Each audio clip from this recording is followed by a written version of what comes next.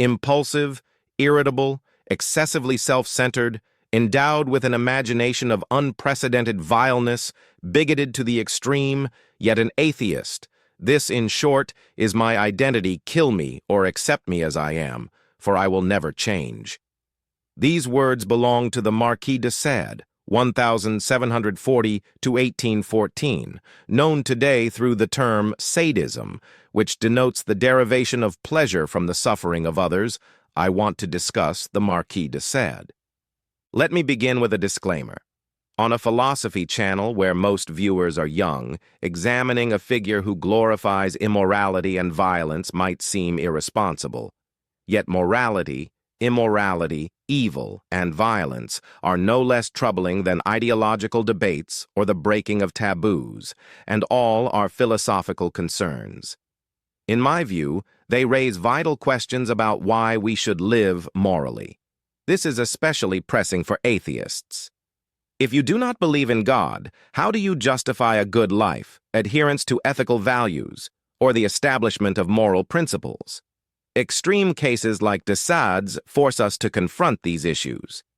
In this essay, I will explore de Sade's youth, family background, imprisonments, and key ideas in his writings. This will allow us to ask whether a Marquis de Sade philosophy is conceivable. He held a concept of nature, but it was not the harmonious, rational order found in Heraclitus or Spinoza. For him, nature was a capricious goddess encompassing all evil and violence.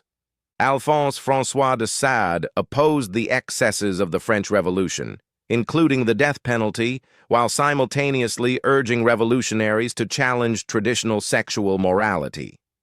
His notoriety stems from his life as a decadent libertine. His writings are saturated with ritualized depictions of debauchery, torture, incest, coprophagia, sexual murder fantasies, and more. Yet there is little evidence that he took pleasure in the lengthy discourses on morality and religion that punctuate his works. In literary history, de Sade has become almost a symbol of torture and lust, while leaving a lasting mark on intellectual history.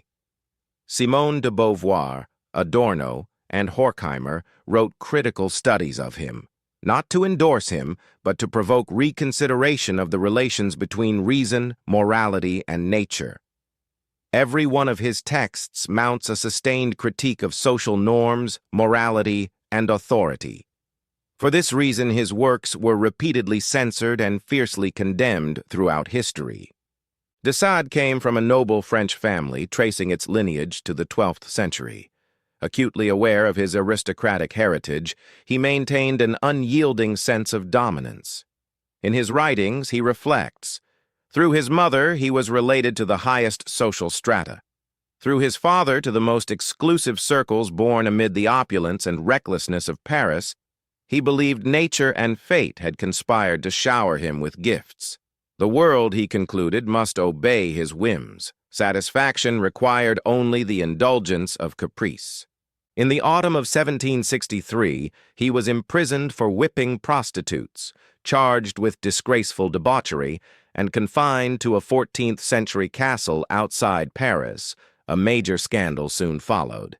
He cut his own body with knives and poured hot wax into the wounds. A widow claimed she had consented to the abuse for money, yet insisted she had been deceived into believing she was being hired as a housekeeper. Then imprisoned in Lyon, de Sade used his family's influence to secure noble legal privileges, a kind of royal dispensation.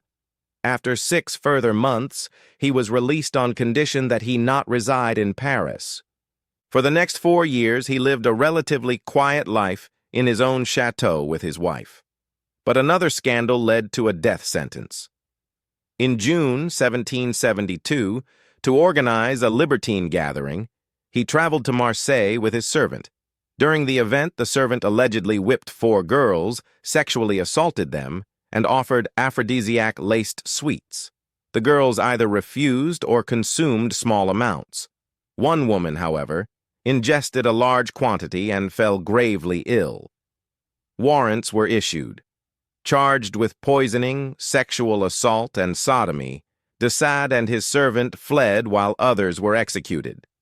De Sade spent most of his later years in prison, becoming grossly obese from inactivity and occasionally showing signs of madness. The guiding aim of his libertine gatherings, in brief, was the pure pursuit of evil, in his notorious The 120 Days of Sodom. He states the governing principle: the deeper the crime, the greater the pleasure; the more horrifying the crime, the more exquisite the pleasure. If human motivation springs from passion rather than legal restraint, murder itself can, in a sense, be justified. As scholars observe, de Sade's primary obsession was not emotion, violence, or evil per se, but hatred of God. This aligns with a concept I encountered alongside his works, misanthropy as anti-divinity, of which de Sade is one of the most famous exponents. His hatred of God offers philosophy a valuable intellectual vantage point. His atheism was not mere religious denial. It was a broader assault on the theological and moral constraints imposed on humanity. De Sade's conception of nature diverges radically from the usual aestheticized or harmonious ideal. Nature is not a benevolent, ordered mother, but a cursed divinity, a realm of savagery, destruction, and death. The question becomes, if we strip away all religious illusion and aim to live according to nature, must we not take pleasure in its inherent violence and destructiveness? If living naturally implies this, de Sade's philosophy ties moral transgression directly to natural law. Philosophically evaluating de Sade requires examining his presuppositions. Like Aristotle's metaphysics, systems rest on assumptions. For de Sade, a core assumption is that nature harbors divine mischief and cruelty. Given this premise, his conclusions, horrifying though they are logically consistent. In this light, de Sade emerges as a pessimistic materialist. He sees nature as a self-sustaining system indifferent to human happiness. In contrast to neutral or pantheistic views, de Sade demonizes nature, equating natural cruelty with divine authority and thereby sanctifying evil. In the Dialogues of Juliet, a philosopher-executioner argues that indulgence in vice logically culminates in murder, for the pursuit of pleasure maximally stimulates the nerves and restores expended energy. Thus, murder and libertine acts become, within this system, justified, even exhilarating. De Sade further contends that human beings are inherently attuned to destructive pleasure. Any moral or social constraint, marriage, religious doctrine, constitutes unnatural interference. Laws, morality, and ethics are artificial impositions. Nature prescribes only self-satisfaction and indulgence.